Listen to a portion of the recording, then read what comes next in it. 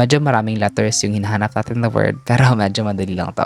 So, our bugtong cryptic for June 26 is walang hiya.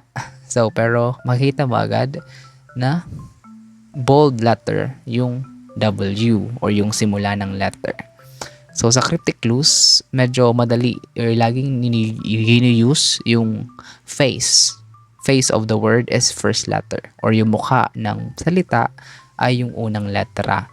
So, yung unang letter ng W is, or yung walang hiya, yung unang letter niya is W and medyo makapal siya. So, kapag inayos natin yung word, ibig sabihin, or this is actually a rebus clue. So, ibig sabihin ng rebus clue, yung visual pun or visual clue, kung ano yung nakikita natin, yun yung gagawin natin. So, kung susumahin natin, makapal ang mukha. Kasi yung mukha ng word na walang hiya is makapal. So, this is a nice clue. Did you get this or not? Check this one. See you tomorrow.